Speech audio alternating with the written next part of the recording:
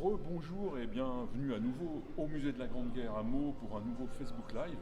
Je suis avec deux auteurs qui pratiquent l'humour militaire, Yannick Orveillon et Benoît Pinchon. C'est votre premier album, alors on va commencer par le plus important, c'est qui êtes-vous? Moi je suis Yannick Orveillon. Et moi, Benoît Pinchon. Donc d'où venez-vous?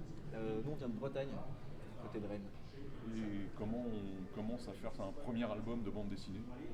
Qu'est-ce qui vous a conduit dans ce monde merveilleux? C'est une bonne question. Au départ c'était des courts-métrages, ça a commencé comme ça. Et par manque de financement ça s'était pas fait. Et le format BD se prêtait à continuer ce qu'on avait commencé en court-métrage. Donc il y a un dessinateur, un scénariste.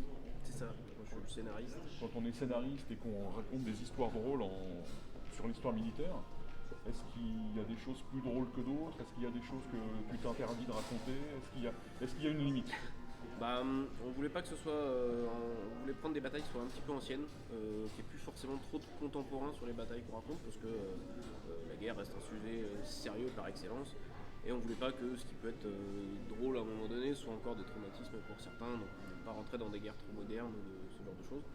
Et après l'idée c'était de trouver des batailles qui en soi sont déjà une partie un peu tragicomique en fait. On parle par exemple de la bataille des 30 qui est pendant les guerres franco-bretonnes, anglaises et bretonnes, où il y a une trêve et juste c'est des chevaliers qui se battent les uns les autres parce qu'ils s'ennuient, parce qu'il y a une trêve. Donc déjà là on est sur un terreau qui est quand même un petit peu drôle. Ou alors nous c'était aussi l'idée c'était de remettre des soldats dans des très grandes batailles comme Waterloo, comme le chemin des dames, ce genre de choses. Et qui sont un peu paumés en fait. Nous on voulait on connaît les grandes fresques de bataille, nous on voulait le soldat inconnu, anonyme, qui se retrouve au milieu de tout ça, qui n'est pas forcément volontaire et qui l'amène à des situations un peu drôles. Bataille sous la tente, donc on n'est pas forcément tout le temps dans la bataille, comme tu le disais, on est beaucoup sous la tente. Quel est le projet du livre? Qu'est-ce que vous vouliez raconter? C'était prendre par le petit bout de la lorgnette des événements qu'on peut tous connaître et qui ont des dimensions un peu grandioses ou quoi, et que nous seulement on raconte l'histoire du type qui veut pas y aller, qui se cache, faire du non-épique. Oui, parce que vous mettez en scène des personnages connus, certains des grands généraux, des grands stratèges. Mais on les voit jamais véritablement en fait. Ils sont toujours un peu lointains ou sont plus là pour donner des ordres, des choses comme ça. Et on a vraiment ce côté d'avoir des soldats qui subissent ou qui se retrouvent dans des situations. Et que ceux qui veulent y aller, qui sont contents d'y aller, on se moque un peu d'eux. C'est un peu ça. Parce que vous moquez beaucoup des gens qui donnent les ordres aussi. Voilà, c'est ça. C'est un peu le but. Tout à fait. Et plutôt du côté des peureux et des pas courageux. Il y a un petit côté lutte des classes sous votre tente. Un petit peu, c'est ça. Et d'avoir des gens, on a le musée de la Grande Guerre. Nous on a abordé par exemple le chemin des dames. Là pas, on se sert de la bataille, mais on se sert plutôt de sa temporalité. C'est-à-dire que c'est à cette époque-là qu'apparaissent les premières révoltes entre guillemets dans les tranchées, et de par le fait du coup les meurtres, les fusillés pour l'exemple. Et donc on a plutôt travaillé là-dessus sur ce côté de ces soldats qui se retrouvent pour des raisons totalement futiles, mis en accusation et passent dans des tribunaux militaires. Donc on sert aussi parfois juste de la temporalité d'une bataille pour aborder d'autres sujets. Donc comme tu le disais, il y a le mot travail qui apparaît beaucoup dans votre discours. Parce que quand on feuillette et quand on lit surtout votre album, on s'aperçoit qu'il y a quand même un gros travail d'historien derrière, il y a un gros travail de documentation, même s'il y a beaucoup de galéjades, c'est quand même sérieux. C'était un peu le défi, on n'est pas historien, moi j'ai fait des études d'histoire, mais je suis pas historien, mais on a essayé de faire ça de manière de prendre ça au sérieux, sur ces choses qu'on aime bien, on a chacun des ouvrages, des choses qui nous intéressent, et il fallait que ce soit que le lecteur puisse prendre ça pour lui, comme de la vraie information, que ce soit ça. Ça conclut et que ça amène on est reconstituteurs tous les deux, alors plutôt sur la partie Moyen-Âge, mais on a ce souci du détail et de venir chercher la vraie information, de la recouper, de tout ça. Parce qu'effectivement, toutes les batailles sont sur Wikipédia et sur Internet en général. Mais nous, on voulait aller chercher le petit détail, le truc qui fait un peu plus, qu'effectivement les gens qui lisent se disent, tiens, et que ça les incite presque à aller plus loin, d'avoir les grandes lignes de ces batailles-là, et que ça les incite aussi à aller chercher un peu plus.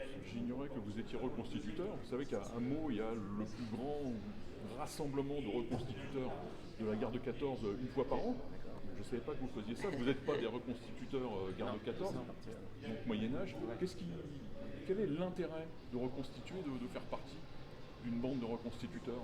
C'est difficile, c'est pour le plaisir. Hein. Je sais pas, il y a plein de paramètres. Effectivement, il y a le côté un peu amour de l'histoire. Puis après, c'est. Enfin, je sais pas, il y a être dehors autour d'un feu de camp. C'est de avec des sortir un copains, peu de quoi. sa zone de confort. Alors, il y a le travail de recherche qui est hyper intéressant, de remettre en pratique des choses qui sont. Alors, nous, sur notre période, on n'a plus beaucoup de vétérans. C'est plutôt voilà, des gisants, des manuscrits, des enluminures, ce genre de choses. Mais c'est de faire ce travail de se réapproprier ça. Et effectivement, de sortir un peu de sa zone de confort. Nous, effectivement, on fait des présentations à des publics.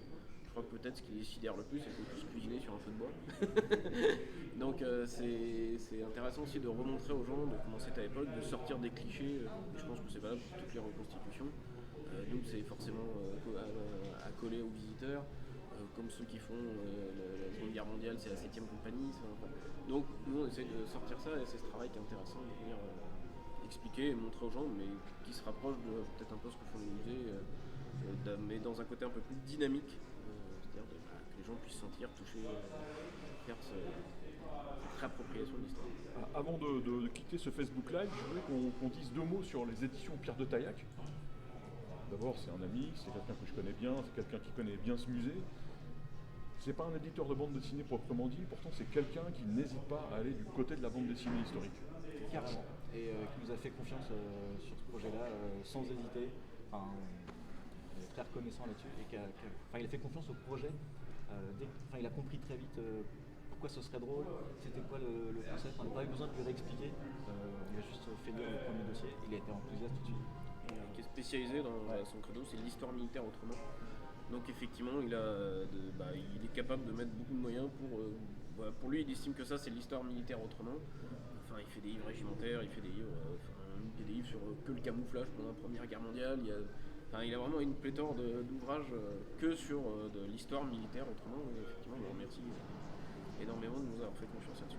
Et donc Bataille sous la tente, c'est de l'histoire militaire autrement, mais d'abord c'est super drôle, c'est documenté, c'est intelligent, et c'est vraiment un truc à lire. Et merci les amis. Merci à vous de votre invitation.